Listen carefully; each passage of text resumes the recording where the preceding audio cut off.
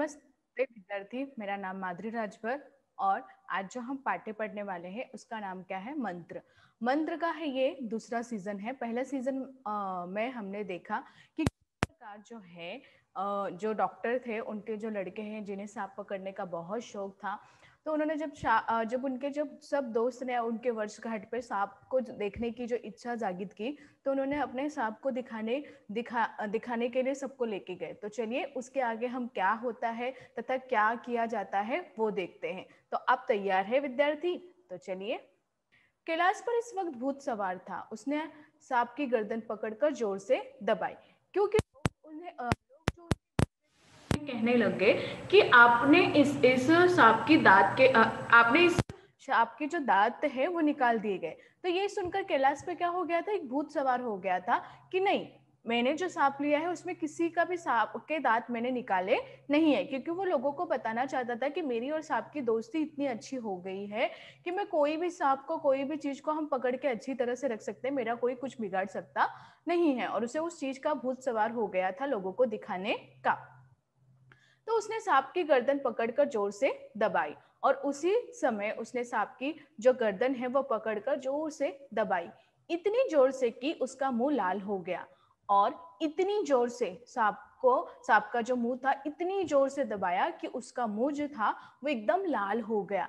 सांप ने कैलाश के हाथों ऐसा व्यवहार कभी नहीं देखा था और सांप ने जो कैलाश के हाथों का ऐसा व्यवहार कभी भी देखा नहीं था। जैसे कि विद्यार्थी आपको बताते हैं कि एक मनुष्य तथा एक जानवर में फर्क सिर्फ इतना ही रहता है कि वो चीजें अपने बोल नहीं पाते और मनुष्य अपनी चीजें बोल पाते। तो लेकिन दोनों का जो व्यवहार है वो एक तरीके से रहता है।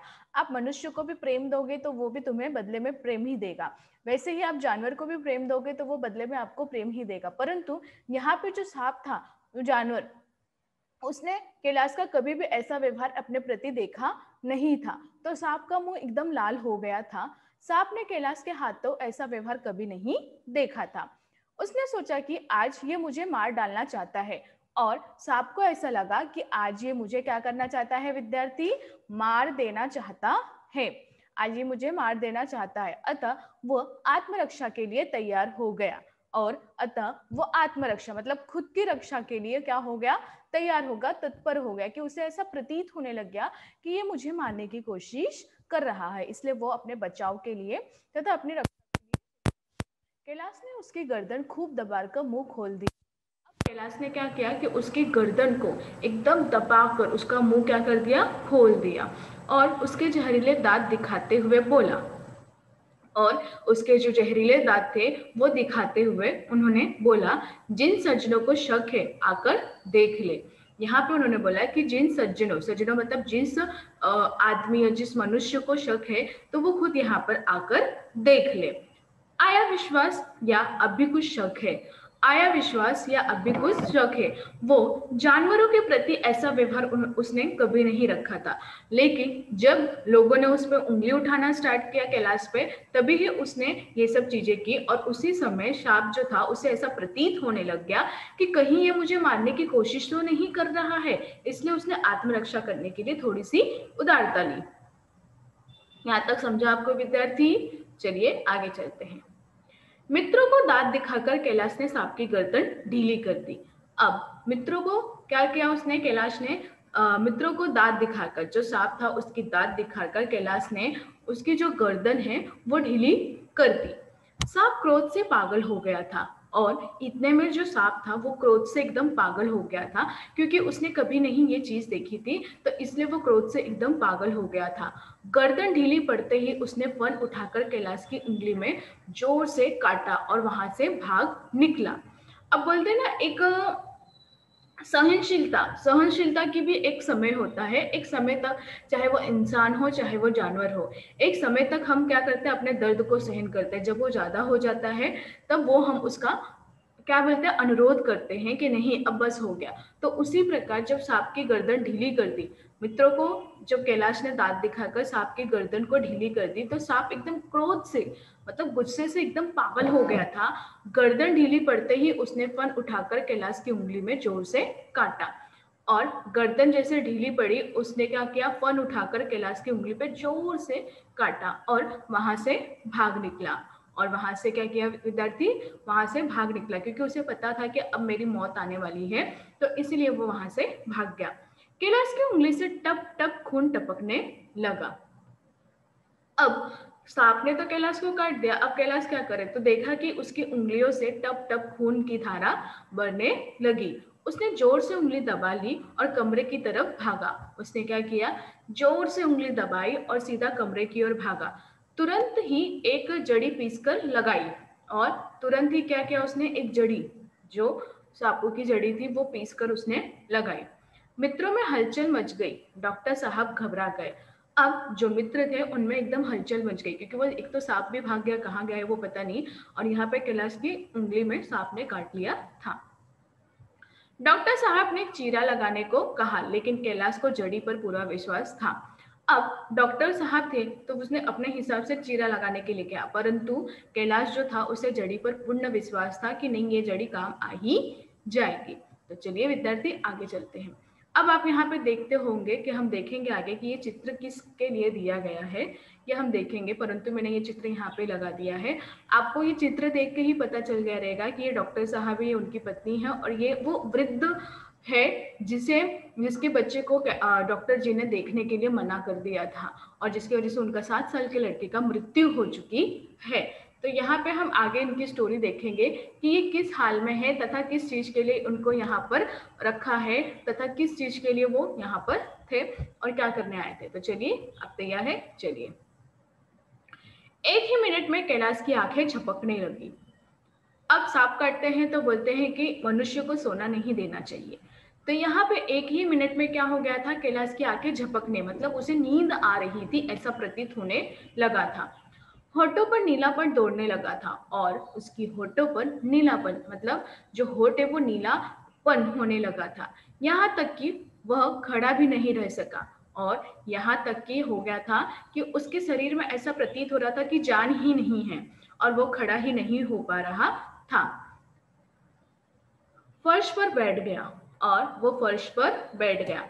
सारे मेहमान कमरे में जमा हो गए। जब ऐसा होने लग गया तो कैलाश जो है फर्श पर बैठ गया, और सारे जो मेहमान थे वो पार्टी छोड़ के, जो भी पार्टी थी वो छोड़ के मेहमान जो है वो कमरे में जमा हो गए। कैलाश को फर्श पर लिटा दिया गया और पंखा जलने लगे। कैलाश को क्या किया, फर्श पर लेटा दिया गया, और उनको हवा के लिए एकदम पंखा जोरों से तोरों से चलाने लगे। एक महाशय बोले, कोई मंत्र झाड़ने वाला मिले तो संभव है। और उसी समय एक महाशय जी ने क्या बोला कि कोई मंत्र झाड़ने वाला मिले तो संभव है, जान बच जाए।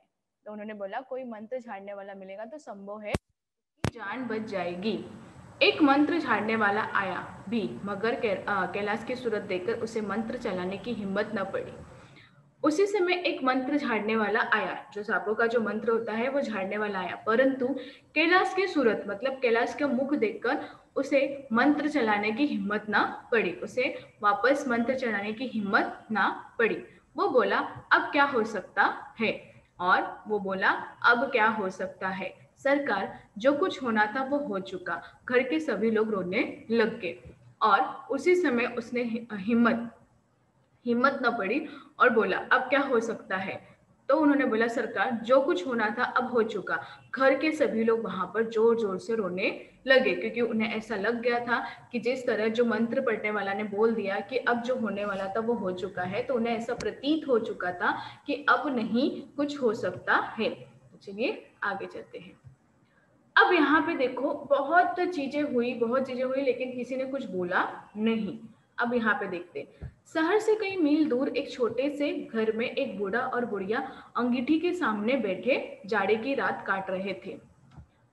अब शहर से कई मील दूर, शहर से बहुत किलोमीटर दूर एक छोटा सा घर था, जिसमें एक बुढ़िया और बूढ़ा और बुढ़िया अंगीठी मतलब आग जो है वो उसके सामने बैठे थे और रात काट रहे थे। मिट्टी के तेल की एक कुप्पी ताक पर जल रही थी, और मिट्टी के तेल की एक कुप्पी ताक जो तख्ता होता है जिसे बोलते हैं गाँव में, जो घरों में खिड़की जैसी होती है बट छोटी छोटी होती है, थी घर में न चारपाई थी न बिछोना था, और घर में न ही चारपाई थी और न ही बिछोना था। एक कोने में थोड़ी सी पुआल पड़ी थी और एक कोने में थोड़ी सी पुआल, लकड़ी के जो टुकड़े वो पड़ी थी। बुढ़िया दिन भर उपले और सूखी लकड़ियां बटोरती थी। वो जो बुढ़िया थी वो दिन भर क्या करती थी? सूखी लकड़ियां, है ना, आप लोगों को जो गोबर का होता है, जो गोबर उसे बोलते हैं उपले। उपले और सूखी लकड़ियां बटोरती थी। बूढ़ा रस्सी बांटकर बाजार से बेच आता था, और बूढ़ा रस्सी जो बनाकर उसे बाजार में बेच आता था। ये उनकी जिंदगी थी, और यही उनकी जिंदगी का सिलसिला ऐसे ही चलते जा रहा था। किसी ने द्वार पर आवाज दी, भगत भगत क्यों सो गए?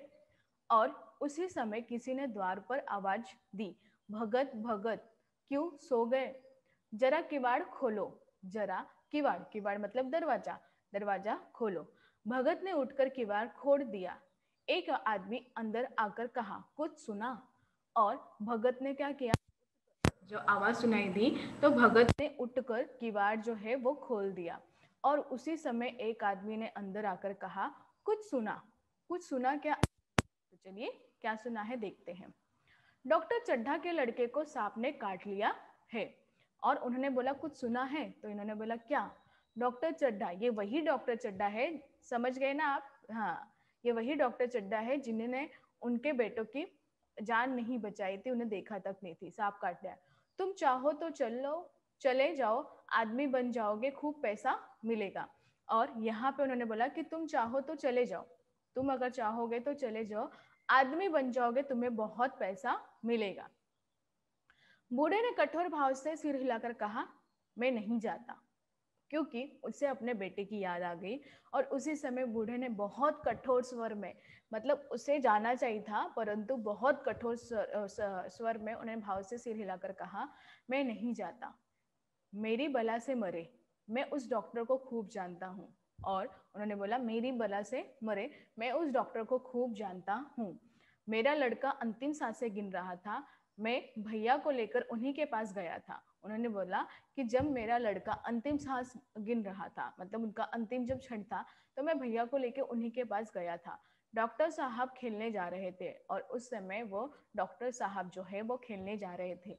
मैं पैरों पर गिर पड़ा कि एक नजर देख लीजिए। और मैं पेड़ों पर गिर पड़ा था कि प्लीज आप कृपा करके एक नजर तो देख लीजिए कि मेरे लड़के को क्या हुआ है। मगर उसने सीधे मुंह बात तक नहीं की, और मगर उसने सीधे मुंह बात तक नहीं की थी हमसे। जब जान पड़ेगा कि बेटे का गम कैसा होता है, उस वाखर मेरी आंखों में आंसू निकल पड़े थे। और अब जान पड़ेगा, उन्होंने यहाँ पे क्या बताया, अब उसे मालूम हो जाएगा कि बेटे का गम कैसा होता है, बेटे के जाने का गम कैसा होता है, ये उसे अब पता चलेगा। उस वक्त मेरी आंखों में आंसू निकल पड़े थे, और वो जो समय था मैंने इतना उनको बोला था, परंतु उन्होंने कुछ दवा नहीं दिया, कुछ देखा नहीं, और उस समय मेरे आंखों में आंसू निकल पड़े थे। पर उन्हें तनिक भी दया न आई थी, परंतु उन्हें कोई भी दया मेरे बच्चे और मुझे देखकर नहीं आई थी। तो नहीं जाऊंगा, मैं नहीं जाऊंगा, हमने जो सुना था उसे कह दिया। और यहाँ पे उसने निश्चित रूप से बता दिया कि हमने जो सुना था, एकदम निश्चित रूप से उसने बता दिया कि हमने जो सुना था मैंने कह दिया, अब मैं नहीं जाऊंगा, वहां पे उसे कह दिया। तो विद्यार्थी, हमने यहाँ पे देखा कि कभी कभी चीज, आज हमने क्या सीखा है कि कभी कभी चीज जो हम करते हैं ना, वो कभी ना कभी हमारे सामने आ ही जाती है। जैसे कि यहाँ पे हमने देखा कि एक दिन जो वो वृद्ध जो बूढ़े थे, उन्होंने अपने बच्चों को लाके डॉक्टर साहब के सामने रखी थी, परंतु उन्हें एक देखा नहीं। और आज वही चीज उनके सामने आई, डॉक्टर चड्ढा के सामने आई कि उनके बेटा ऐसे है, तो आज वो वृद्ध जाएगा कि नहीं ये चीज है। परंतु आज हमने सीखा कि अगर हमसे किसी की मदद हो रही है तो हमें करनी ही चाहिए, चाहे वो कोई भी चीज हो, अगर किसी भी चीज से रिलेटेड हो या कोई भी चीज हो, अगर हम मदद कर सकते हैं उस पर्सन की तो हमें करनी चाहिए। ऐसा हो सकता है कि कभी ना कभी वो इंसान से हमें कभी ना कभी इस चीज की जरूरत पड़ जाए। जैसे कि यहाँ पे अब जो चीज है डॉक्टर चड्ढा और एक वृद्ध पुरुष की है, कि उन्होंने उसकी मदद नहीं की, अब वो सोच रहा है कि मैं इसकी मदद नहीं करूं। तो यहाँ पे दोनों एक जैसे ही है। लेकिन यहाँ पे ये एक इंसानियत कायम रखनी चाहिए और इंसान को एक दूसरे की मदद यहाँ पर करनी ही चाहिए, और इससे हमने आज ये सीखा है। समझा विद्यार्थी? चलिए, धन्यवाद।